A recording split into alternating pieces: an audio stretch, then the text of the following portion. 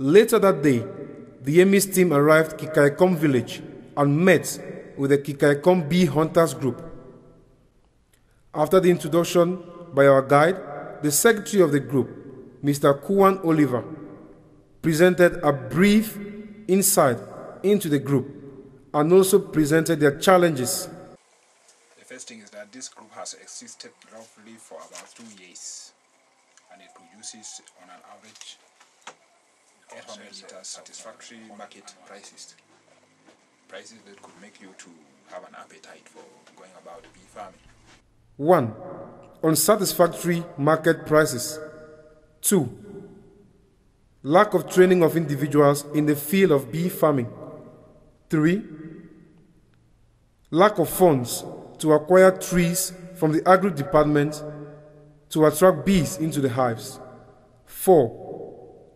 Lack of protective clothing during harvest time, as they locally use fire, which sometimes kills the bees, and they are forced to inhale the smoke, which is damaging to their health. These and other amenities, he said, if provided, will help boost their production of honey. Mr. Jules Maurice, representing Hetoi Limited, a partner of Emis Cameroon, then presented our mission statement.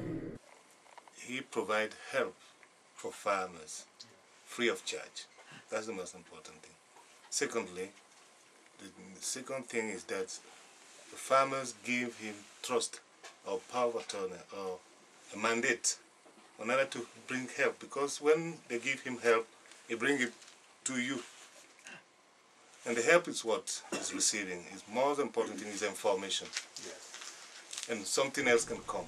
Emis and Hetoi Limited do not buy honey, but Emis Cameroon is willing to provide farmers with useful bee farming information free of charge. All what is required of the farmers is that they accept that Emis Cameroon represents them wherever the need arises, gets information that they need, and dishes it out to them free of charge. It was then time to visit the farm of the Kikaikom bee hunters group. As we make our way into the farm, we spot this hive, colonized, made from bamboo, which is less expensive and not durable. The secretary tells us this is just a small farm with a few hives, and that they have another further into the bushes with over 60 hives. Though not durable, they try to take measures to extend the lifespan of the bamboo hives by covering them with zinc. This too requires money to purchase. We visited another farm where somebody planted flowers on trees. That's what we which he says attract bees. So what do you do to attract bees to your hives? The bee hunters have their own local method of attracting bees into the hives. Their president, Mr. Lowe Dairo, explained that after harvesting, they allow the combs to dry.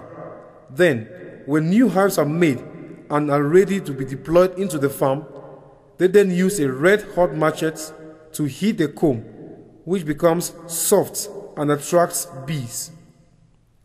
With this method, it takes about 3 weeks for new hives to be completely colonized. He further went on to say it takes between 8 to 12 months after a hive is colonized to be sure it is ready for harvesting.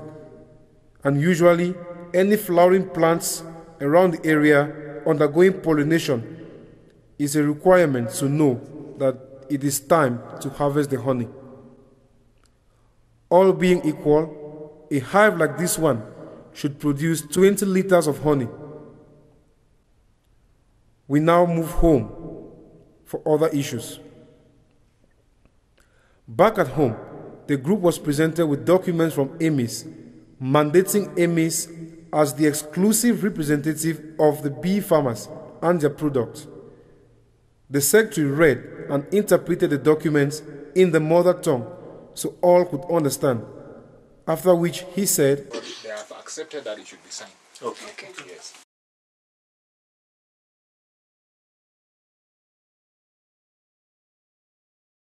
Thank you all very much for your assistance. After the signing, the EMIS team was offered 3 liters of honey by the group. And after a word of appreciation from Mr. Jules Maurice, it was time for the EMIS team to take the leave and visit the next group.